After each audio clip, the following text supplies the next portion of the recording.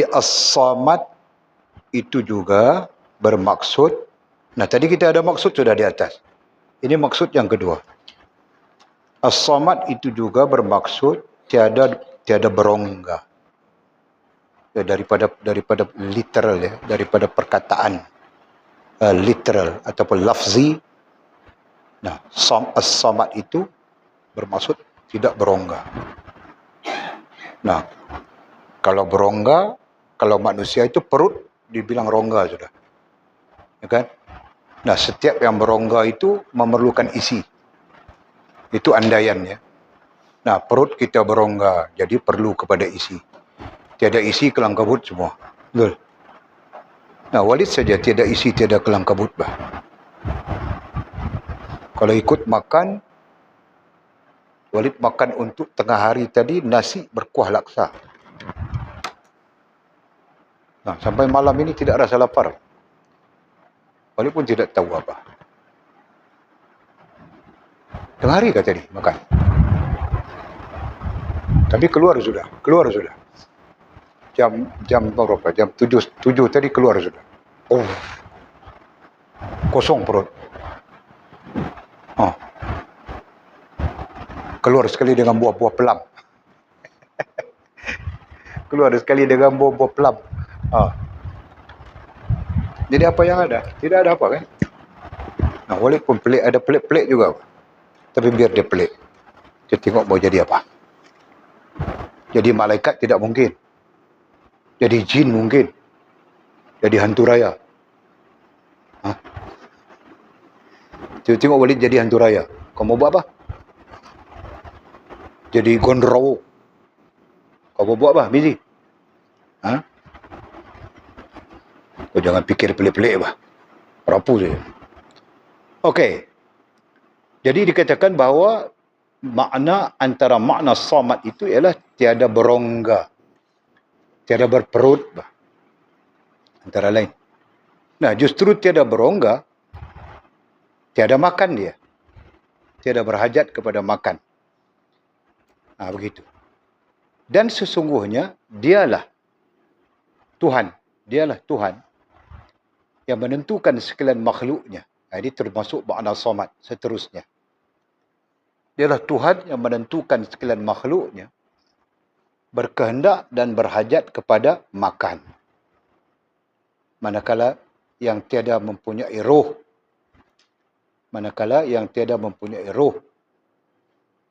diberinya roh yang bersifat dengan sifat seperti qudrat dan iradat. Nah, ini antara lain. Yang tidak mempunyai roh, Allah memberikannya roh. Ada tafsiran itu. Jadi, maksudnya, yang perlu hidup, Allah berikan dia hidup. Yang perlu mati, maka Allah matikan dia. Begitu. Ya? Nah, begitu. Okey.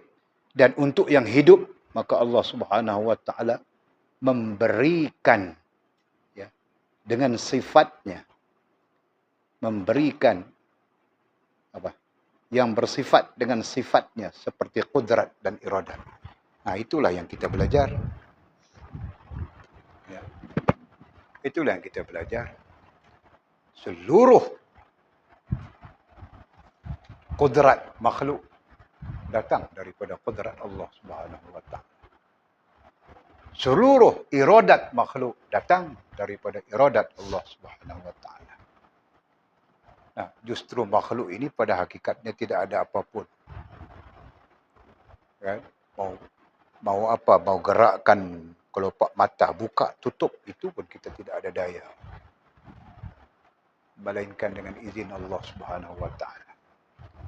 Nah, itu andaian-andaian yang kita perlu melihat secara ilmu. Nah, kemudian kata musannif, sekiranya mereka tidak berhajat dan tidak miskin. Sekiranya mereka ay makhluk. Sekiranya mereka ay makhluk tidak berhajat dan tidak miskin. Mereka tidak berhajat dan tidak miskin. Berarti mereka berada. Mereka mempunyai Apa yang diperlukan itu ada pada mereka misalnya. Nescaya. Klasik ada perkataan nescaya kan? Tak ada. Dia sebut apa? Sebut apa? Tak ada. Arab ada perkataan nescaya. Sekiranya mereka tidak berhajat. Sekiranya mereka tidak miskin dan berhajat. Dia tidak sebut perkataan miskin. Sekiranya mereka tidak susah dan payah serta berhajat. Nescaya mengaku dirinya Tuhan dan berkuasa. Itu teks Melayu. Teks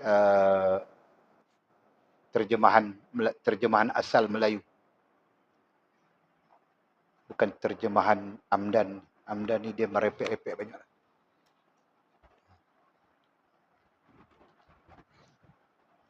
Yang itu yang klasik itu pun okey lagi daripada klasik ni bahasa klasik kan. Bahasa klasik campur Indul. Kadang yang menterjemahkannya itu Indul. Syekh Osman Pontianak. Osman Pontianak kah? Apa nama dia?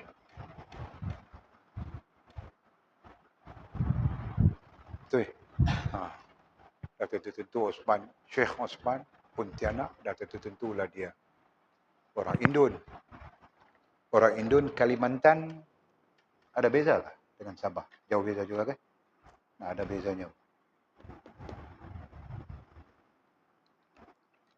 Ada beza. Tengok Syekh Nuruddin cakap beza. Boleh tidak tengok kamu orang, boleh tengok Syekh Nuruddin. Syekh Nuruddin itu orang Kalimantan. Nah, ketika dia bercakap berbeza bahasanya. Berbeza dengan bahasa sebelah Jawa, sebelah Makassar. Berbeza. Berarti Kalimantan ada bahasanya tersendiri, tetapi tidak lari daripada dialek Indonesianya. Faham tak? Okey.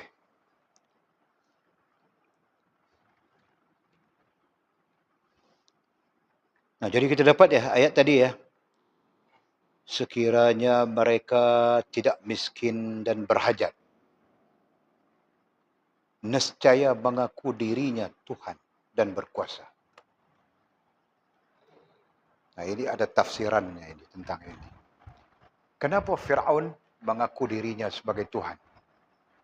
Nah, dalam riwayat mengatakan Fir'aun tidak pernah sakit.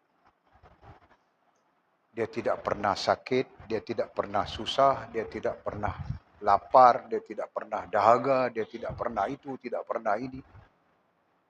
Dan akhirnya takbur dia mengaku dia sebagai Tuhan. Ya. Dalam perkataan yang masyhur, kepada Nabi Musa alaihissalam, inni rabbukumul a'la. Ya. Aku adalah Tuhan yang maha tinggi. Nah, itu perkataan takbur sangat kemuncak yang dilakukan oleh Fir'aun. Nah, dalam tafsiran, dalam kitab-kitab tafsir, ulama tafsir mengatakan mereka semuanya kerana Fir'aun tidak pernah merasakan kepayahan dalam hidup. Nah, betul kan Fir'aun dia kan mau makan. Nah, belum rasa mau makan, ada makanan. Belum rasa lapar, ada makanan sudah siap. Jadi, akhirnya dia mengaku dirinya Tuhan. Sehingga Allah Subhanahu Wa Taala mendatangkan bala, macam-macam bala. Sungai berdarah. Katak yang keluar daripada sungai. Macam-macam belalang yang apa lagi? Macam-macam. Ya, baca ya. Baca Quran, tengok kisah. Okey. Jadi itulah maksud yang kita bacakan, teks yang kita baca ini. Sekiranya mereka miskin, tidak miskin dan tidak berhajat, nescaya mengaku diri mereka sebagai Tuhan. Betul? Dan berkuasa. Dan sebebangnya manusia begitu. Sama ada sikit, sama ada kecil atau besar. Tetap ada rasa-rasa begitu. Rasa-rasa takbur. Ya. Rasa-rasa sombong. Okey. Maka Allah Subhanahu wa taala berkehendakkan hambanya berhajat kepada sesuatu. Maka Allah Subhanahu wa taala berkehendakkan hambanya berhajat kepada sesuatu yang dimakan, diminum, begitu. Agar hajat mereka saling berulang dan kerap. Bahkan Allah menjadikan hajat si hamba itu berulang dan kerap. Berulang dengan maksud makan pun berkali-kali juga kan. Nah. Apa lagi? Nah, semua hal begitu. Semua hal begitu. Tentang makan, tentang pakai. Nah, jadi kita akan berlaku kepada kita hajat yang berulang-ulang, ya. Hajat yang kerap. Semua ini untuk apa? Menyebabkan dakwaan mereka yang mengakui dirinya berkuasa juga turut hilang. Nah, apabila manusia lazim dengan keadaan sebegini, ya, lazim dengan keadaan berhajat kepada makanan, berhajat kepada minuman, perlu bersusah payah dan sebagainya. Kita kaitkan saja tadi. Nah, akhirnya menyebabkan dakwaan mereka langsung tidak langsung, ya, hamba-hamba ini akan ada dakwaan tersendiri. Ada perkataan ulama yang mengatakan dakwaan tersembunyi. Nah, dakwaan di dalam mungkin hati yang dalam, lubuk hati yang dalam. Mungkin dakwaan di sadar, mungkin dakwaan di qalb, mungkin dakwaan di fuad. Mungkin dakwaan itu berada di lub yang meletakkan dia adalah seorang yang hebat. Dia menyombongkan diri. Gitu kan? Dia takbur. Nah, jadi itu yang dimaksudkan itu. Menyebabkan dakwaan mereka. Dakwaan itu ada. Ya. Diperbincangkan di dalam kitab-kitab lain. Ataupun syarah. Ada satu syarah kita ada di situ. Syarah kepada Tanwirul Qulub Ibn Atta'illah Iskandari Arab, ya. Ulama yang mensyarahkan adalah ulama Azhar. Nah, dia menyebut tentang sememangnya setiap manusia ada dakwaan-dakwaan halus tersendiri. Nah, dakwaan-dakwaan halus itu berbahaya. Jika kita tidak menyadarinya, kita membiarkannya, nah dia akan membesar. Membesar perlahan-lahan. Akhirnya membunuh iman. Membunuh iman kita. Menumbuhkan nafsu kita. Menyegarkan nafsu kita. Nah, mula bercanggah kontra antara iman dengan nafsu dalam hidup. Ya kan? Dulu rajin sembahyang jemaah, sekarang malas sudah. Dulu rajin baca kitab, sekarang malas sudah. Dulu rajin petang-petang muzakarah, sekarang kira mau main bola saja. Dulu rajin petang-petang datang pondok tengok apa mau buat. Sekarang datang reo kona balik. Tidak ada toke. Ya. Nah, macam-macam. Itu contoh saja, tidak ada kena-mengena yang hidup walaupun telah mati. Nah, jadi keadaan-keadaan ini akan berubah, merubah keadaan kita yang asal. Nah, jadi itu yang dimaksudkan, ya, menyebabkan dakwaan mereka. Jadi supaya tidak tumbuh, tidak membenih di dalam diri kita. Masya Allah, tabarakallah. Allah menjadikan kita berhajat Allah menjadikan kita memerlukan. Allah menjadikan kita berulang-ulang perlu meminta kepadanya. Allah menjadikan kita, itu sebenarnya keadaan-keadaan sangat baik yang boleh menyebabkan dakwaan mereka, dakwaan kita, ya, yang mengaku dirinya berkuasa. Nah, kadang-kadang kita mengaku kita pandai, kita bijak, kita itu, kita ini, tanpa kita sedar. Boleh menyebabkan kita yang mengaku dirinya berkuasa juga turut hilang. Nah, itu maksudnya. Hilang pengakuan-pengakuan diri secara tidak sedar.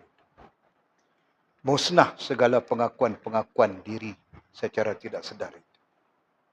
Ya, dan tidak tumbuh. Yang tumbuh hanyalah iman. Yang tumbuh hanyalah yakin dengan Allah Subhanahu wa taala. Masya-Allah, tabarakallah.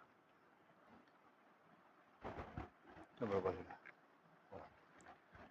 Kemudian kata musannif yang kedua. Nah, kita sambung kemudian. Maqal wallahu a'lam.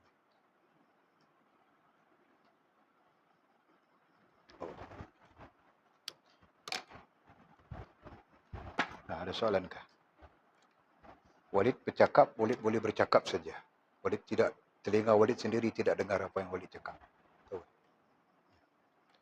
Kalau Walid cakap keluar lain, kamu orang dengar lain, itu kamu orang punya pasal. Walid serah pada Allah saja, tawakal saja. Jadi Walid sendiri tidak tahu apa Walid cakap. Bukan tidak tahu di sini, bukan tidak tahu di sini. Tidak dengar.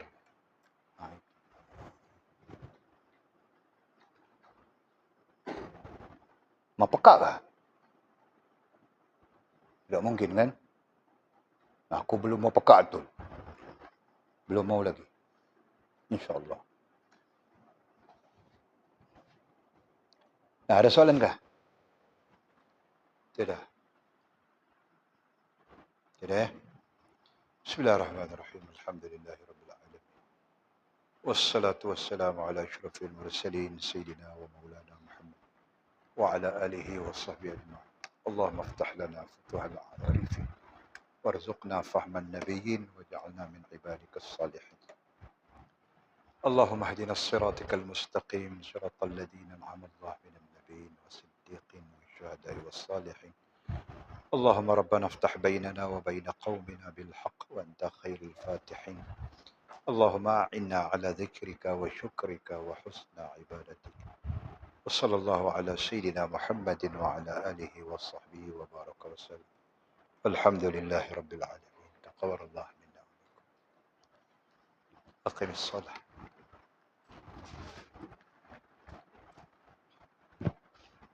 Dengar juga. Cakap apa pun